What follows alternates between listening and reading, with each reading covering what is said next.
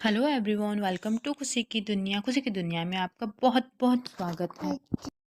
तो आज की बुक समरी है 2018 में पब्लिश हुए 12 रूल्स ऑफ लाइफ की किताब के बारे में जानेंगे, जिसे जॉर्डन ने लिखा है। ये क्लिनिकल साइकोलॉजिस्ट है। ये किताब 2018 की बेस्ट सेलिंग बुक है।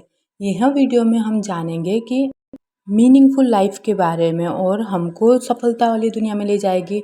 नॉर्मली इन बुक्स को पढ़ने में 10 से 15 दिन चाहिए होती है, पर यह बुक समरीज को सुनने के लिए हमको बहुत कम, जैसे पूरी होल बुक को समरीज हम सुन सकते हैं और अपनी लाइफ में इम्प्लीमेंट कर सकते हैं।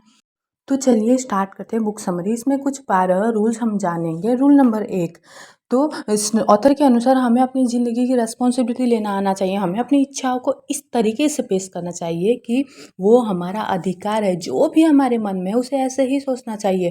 पीटर सर ने लॉबस्टर की एग्जाम्पल देकर के बताया है कि लॉबस्टर 2 तरीके के केमिकल पेश करते हैं, हाई सेरोटोनिन और लो ऑक्टिवोमिन। जो लॉबस्टर हाई सेरोटोनिन यूज़ करते हैं वो हमेशा जीत के अधिकार होते हैं।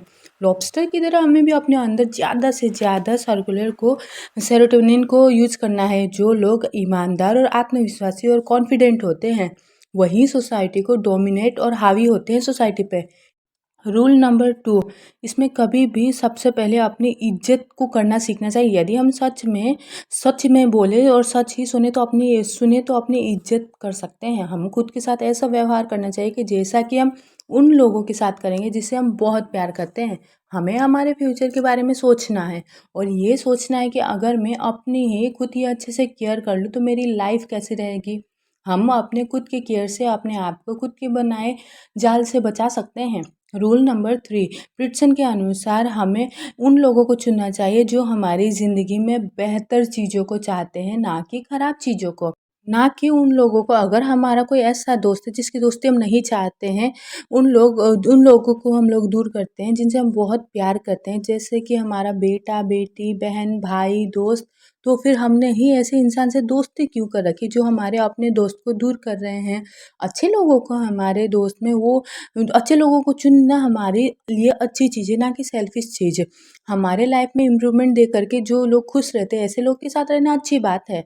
सही डिसीजन ले। अपने आप को उन लोगों से बचाए जो बहुत ही ज़्यादा करुणा और दया दिखा रहे हैं, क्योंकि एक अच्छे इंसान के साथ में दोस्ती बनाए रखना बहुत ही सख्ती का काम होता है। रूल नंबर 4, ये रूल कहता है कि अपने का आपको किसी से कंपेयर मत करो।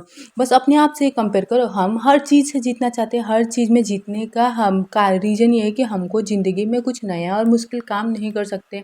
हम ज़िंदगी में जीत रहे होंगे, लेकिन हम ज़िंदगी में आगे नहीं बढ़ रहे होंगे।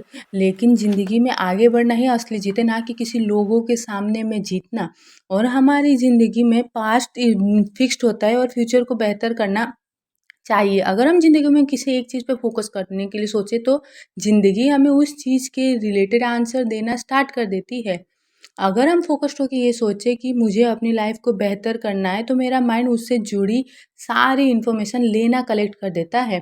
पीटरसन कहते हैं कि अपने आसपास देखो, उन चीज़ों को नोटिस करो जो हमको परेशान कर रही है। फिर अपने आप से 3 सवाल पूछो। पहला, मुझे क्या परेशान कर रहा है?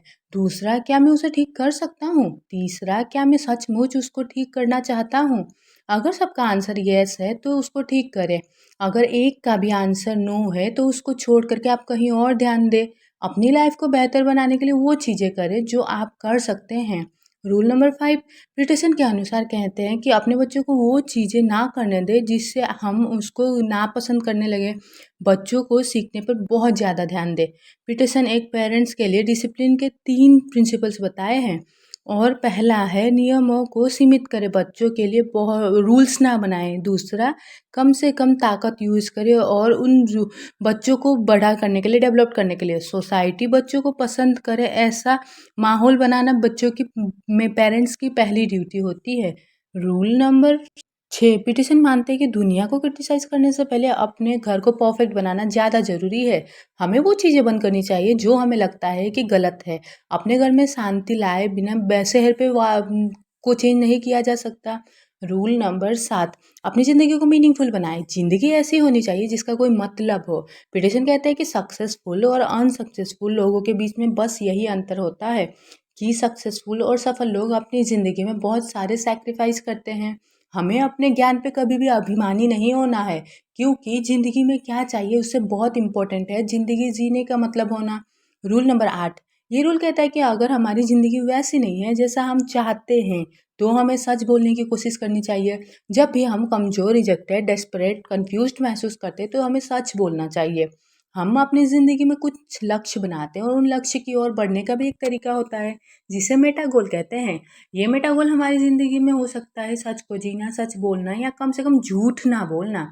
रूल नंबर 9, पीटरसन कहते हैं कि हमें ऐसा सोचना चाहिए जिस इंसान से हम बात कर रहे हैं, उस इंसान को कुछ ऐसा बताए, वो इंसान हमें ऐसा बताए कि जो हमें नहीं पता। अगर हम बिना जज किए किसी लोग को सुनते तो वो हमें वो बताएंगे जो वो सोच रहे हैं।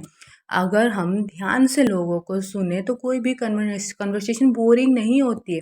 रूल नंबर 10, हमें अपनी बातों को ठीक तरीके से प्रेजेंट करना आना चाहिए। और रूल नंबर 11, इस रूल के जरिए पीटरसन हमें ये बताते हैं कि बच्चों को स्केटबोर्डिंग या खेलते हुए परेशान ना करें। इसका मतलब ये है कि पेरेंट्स बच्चों को डेंजरस चीज़ें करने दें, ऐसा है क्या? नहीं, बट कभी कभी उस डेंजरस चीज़ों को करते हुए बच्चे को ज़िंदगी में जीते। कभी कभी बच्चे कंपटीशन के माहौल में ही सही सीखते हैं। पीटरसन कहते हैं कि खेलते हुए बच्चों को अकेला छोड़ दो।